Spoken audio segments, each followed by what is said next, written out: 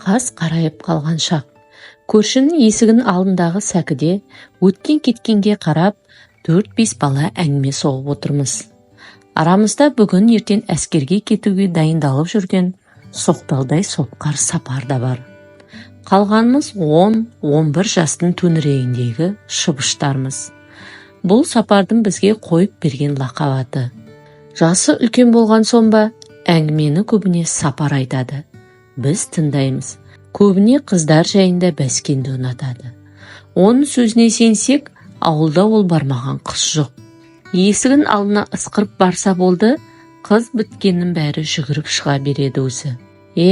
Мына әскер деген міндетті атқарып қайтсам, солардың біріне маңдайынан шертіп жүріп үйленемін, деп сөзін сығырайтып, шырт түкіріп қоятыны бар өзінің. Кейде тым бөсіп бара жатқанын сезсек те, үндемей тыңдай береміз. Бәлесінен аулақ, сабап тастаудан тайынбайды бұл неме. Қазір де кезекті қызы жайында майын тамса әңгімелеп отыр. Бір кезде көше жаққа қарай беріп, көзін тоқтата қойды. Пақ шіркін, не еткен сұлулық, бұрымын қара, аяқтары оқтаудай ғой, шіркіннің. Сапарымыз тамсанғаннан тіпті ысқырып та жіберді. Бәріміз жапа тұрмағай жалт қарағанбыз. Өкшесі тық-тық етіп бір ғажап бейне жақындап келеді екен. Батып бара жатқан күннің сәулесі ақша бетіне қызара түсіп, тіпті нұрландырып жібергендей. Тық-тық дыбыс жақындап қалды. Енді таныдым. Менің жеңгем. Менің сұлу жеңгем. Біздің үйге келін болып түскеніне бір айдай ғана уақыт болған. Ағам мектеп бітіре салысымен әй-шайға қарамастан алып қашып келген. Мына ит Сапар өтірік танымаған болып тұрау. Абау, кеш болды, үйге жүр. Бүгін тағы кітап алдым саған. Кешегіні өткіздім, деді жеңгем жымиып келіп. Кітап оқығанды, жинағанды жақсы көреді мен жеңгем. Мен де сондаймын. Бұл мәселеде екеуміз бірден тіл табысып кеткенбіз. Қазір барамын жеңге, кішкене отыра тұрайын. Тық-тық жеңгем кетіп барады. Оңбаған Сапар тесіле қарап отыр. Бір қызғаныш кеудемді тырнап өткендей болды. Қарасын жаманын-ай. Деді Сапар бір кезде сығырайып маған қарап. Көзім түсіп жүреді, сенің ағаң қағып кетті. Әскерден келгенше күйеуден аман жүрсе, сөзсіз менікі болар еді. Бұлай нече өзі. Одан әрі шыдай алмадым. Жасының үлкендігіне сотқар Сапар деген атына қараған жоқпын. Жерден қолыма ілінген тасты аттым да жібердім. Бір қарасам Сапар мені төппештеп жатыр.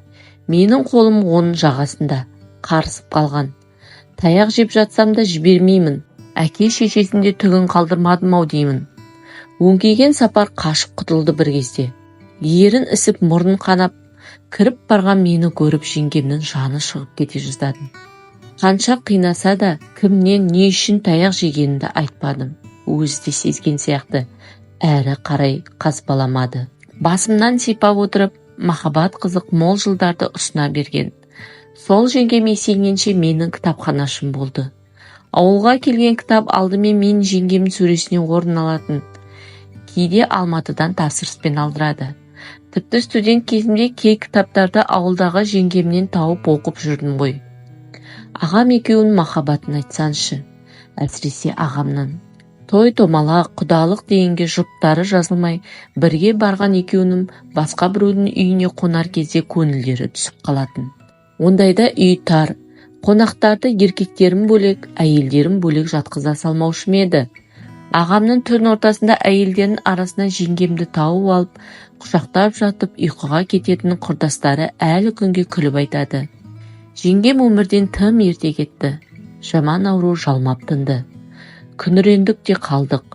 Ұл қыздары қалада еді. 40-ын өткізген соң үйлеріне қайтқан.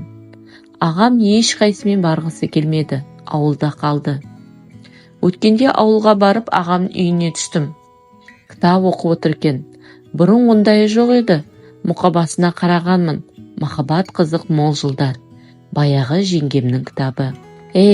Сен қалай бұл кітапты 5-ші класста оқып жүрсің? Қып-қызыл махаббат қой мынауын, дейді ағам. Мен емес қой, жеңгем әкеліп. Екеуміз де үнсіз қалдық. Қабырға толы кітаптардың арасынан жеңгемнің жымиып түскен суреті бізге қарап тұр екен.